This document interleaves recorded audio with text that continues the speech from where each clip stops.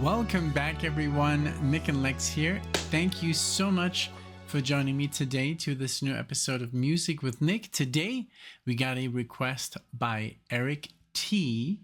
Thank you so much, Eric, for this awesome request. I know what this is going to be about. It's classical music. I haven't heard this piece, but we're going to talk about the composer and the player. Just the genre. I'm always happy, to get a classical music request because it is really, music that I just grew up with, just almost by accident because I guess my dad was so tired of listening to rock music and just pop and everything and just music in general that it's a little bit more animated, I guess, in the sense of being loud and stuff. That my mom just switched to classical. That was kind of like all the music that was being played. And although both of them were fans of classical music and jazz, but it was just, I guess, the music, to be calmer, to be played around the house. And it's just something that I grew up with. And I just started buying my own classical music CDs. Those were always very cheap and they were available. You could buy, pretty much, there were like, I don't know, there was like this collection they had at this supermarket in Mexico. It wasn't like a big chain or anything, but they had still CDs and it was like all this Beethoven, all this Mozart, Bach and Vivaldi and Paganini. And I mean, everything that you can think of. And I would buy my own, CDs and I would just like listen to them and then when I started playing guitar, I think when I listened to a very famous guitar player, which I won't mention right now, it's not Alan Holdsworth. So it's more a classical influenced guitar player. And when I started to listen to him, I love that style because he was incorporating electric guitar with classical passages that I'd heard before. And I was like, wow, that's what I want to do on the guitar. So that was a cool influence and inspiration for me. But now this is a violin player. Now also my mom being a violinist, and I did try out the violin. I played it from different friends. I would like grab it. I tried it out a couple of hours and it's a nice instrument. It's not from me, now they say that big hands are very good, but it was just like I felt that the neck of the violin was just so small and there's no frets, and I was just already so used to the guitar, so I never picked it up. But I love the instrument. I love the sound of it. I love strings and all that stuff. So today we're gonna go with this. So thank you again so much, Eric T, for this request of Arvo Pärt, and this is called Fratres or Fratres. I don't know. He is a part. He did grow up in Germany, so I don't know. He's from Estonia. So, but it says here Arvo Pärt because it has the umlauts, the A with the two dots. Arvo Pärt is an Estonian composer of contemporary classical music since the late 1970s. Pärt has worked in a minimalist style that employs Tinaboli, a compositional technique he invented. Pärt's music is inspired by Gregorian chant. So he lived in Germany. He's now back in Estonia, and there's obviously a lot more information, which I don't know if I should read about it. I don't want to make it too long, the intro, but I just saw some concerts when I was looking for this track, like live in Munich and stuff like that. And so it's kind of cool that he speaks German and all this stuff. That's kind of cool. So always interesting, of course. But yeah, let's get to the music. So this we're gonna grab from YouTube, and now since we have a YouTube Premium, we can go out. We don't have to worry about any sort of interruptions. So this is a epic request, an epic pick by Eric Arvo Pärt. I'm gonna call him Pärt. I know you guys are gonna correct me, which is fine, but you do have to take into consideration it's an A with two dots, so it's an E in Germany. So Fratres or Fratres and that's the name of the song. This was recorded 1977. Also, it says 1992, maybe the rearrangement or something.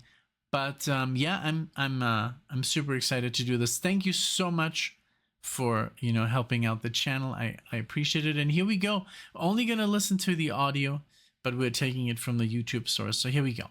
Thank you again. If you're new to the channel, please like the video, subscribe to the channel, all that good stuff. All right, here we go.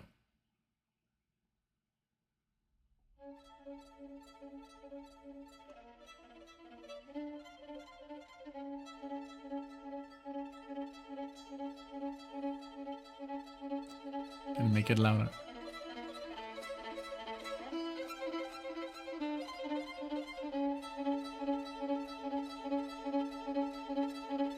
Those arpeggios.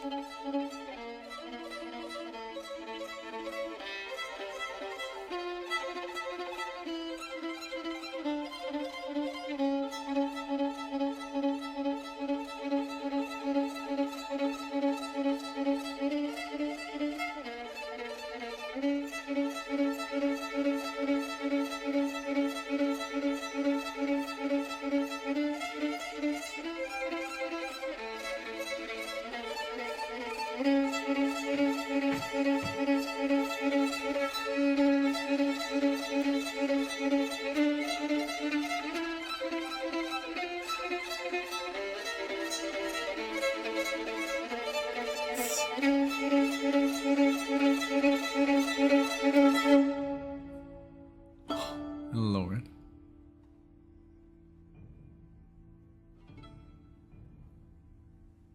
That was amazing.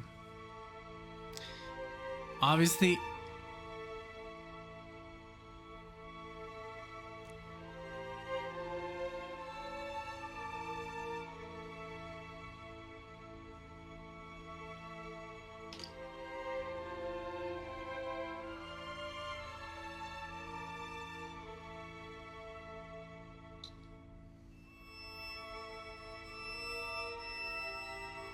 those harmonics.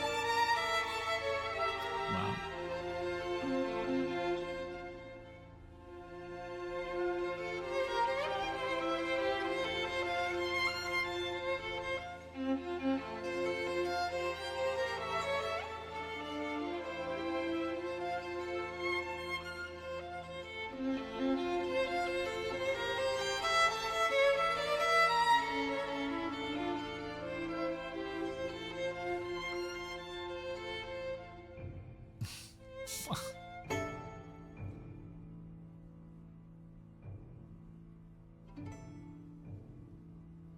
Amazing so far.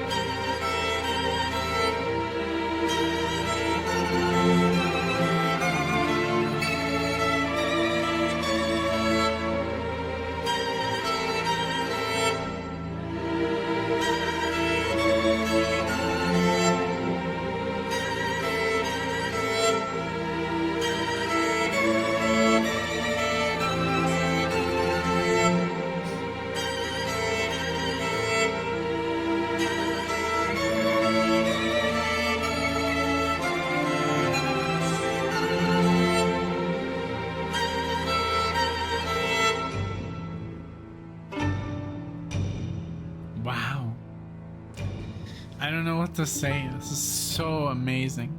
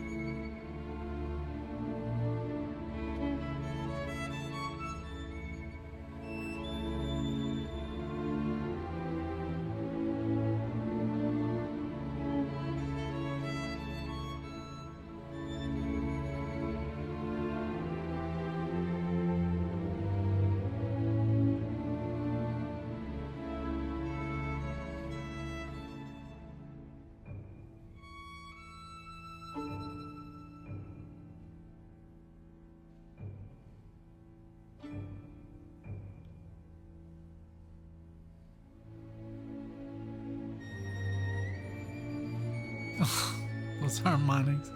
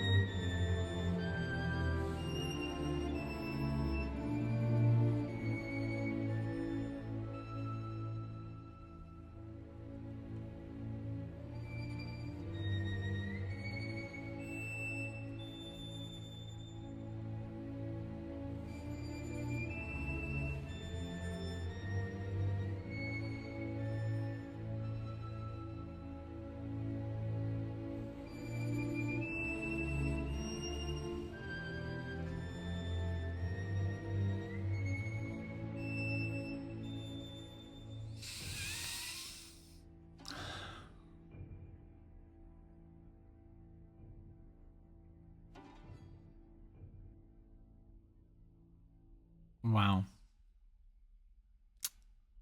Wow. Amazing, honestly. Everything about this piece was just breathtaking. I mean, the violin, I mean the first violin, I think it was just one. I mean, the way it started with these amazing arpeggios. I mean, at that speed, I think it was 32 I don't know how do you say even say that in English.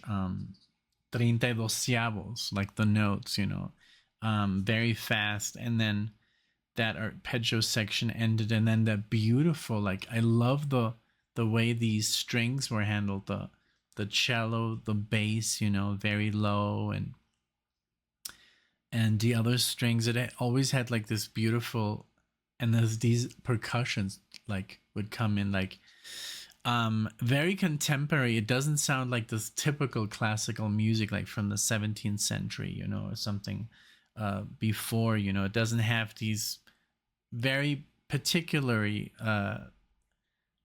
ways that it's played, because you can almost, when you listen to classical music, you can almost sing along, because there's these rules implemented that are gonna happen, because otherwise it would be considered like almost, like weird or insulting or too adventurous, or how they critiqued, different composers for doing things differently. I love that he obviously lives in a time where he can just do whatever he wants. And it's a beautiful piece. It's a very, there's a lot of, I don't know, like these like these thrills in there, and it's very, man, I don't know, it was just very good, but it felt, sad, but also there was a lot of expression, like some sort of desperation, I don't know, but it was very expressive. And then those arpeggios they was playing, the slow ones that like almost, I don't know if those were diminished. I would have to play it on the guitar to really figure it out. And I loved it with there's always one note in the back that was just, I don't know if it was an E or an A or something, but it was just sitting there, it was just, that was the root, and everything else was built on that. So it was almost like minimalistic, like built on that. But I love when he would go really insane, and play these 16th notes, and then these really beautiful arpeggios and these awesome harmonics, where you basically just caress the string, and you play and you get that harmonic sound, and the cool thing is on the guitar you can do it, but you can just ding and let it ring. But here you have the bow. It's a beautiful thing, man. This whole piece was just mesmerizing. It was really like, I don't even know how to explain this. It was just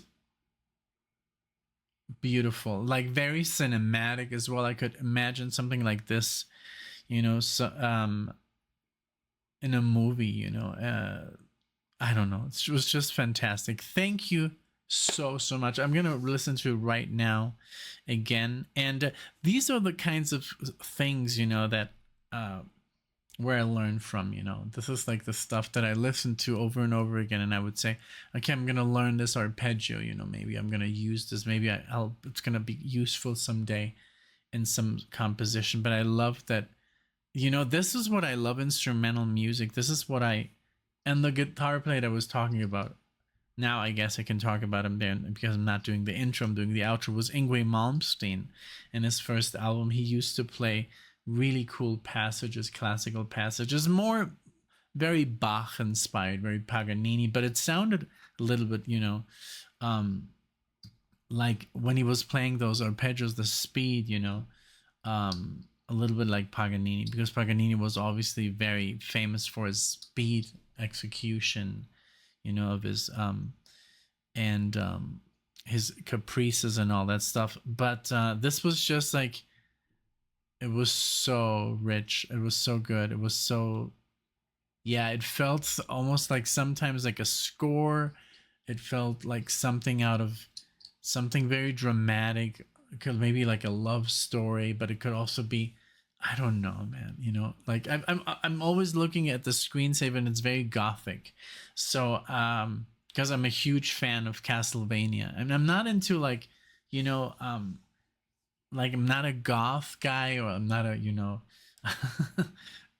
but I like, gothic stuff. I'm just a fan of if you could just see this picture, maybe I can pull it up when I'm editing, but I just love, I don't know, I just love it. So yeah, it reminded me even of that, so yeah, it's I just like a wonderful thing. Thank you so much, Eric, for this crazy beautiful request. I say crazy because it, like, I got goosebumps. I was like, oh my god, like this is gonna like literally gonna make me cry. But hey, it didn't. I really, I was like, you can't do it without the tears.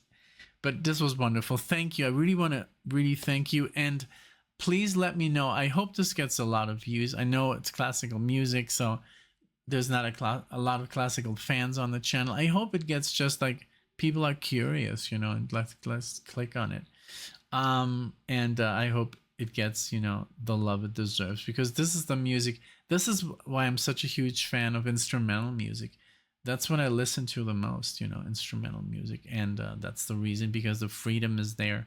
And with instruments like these, you don't need words, they talk, So, again, thank you so much, everyone, for watching. I appreciate all your support, your love, your likes, everything, your comments. Thank you so much, and I'll see you in the next one.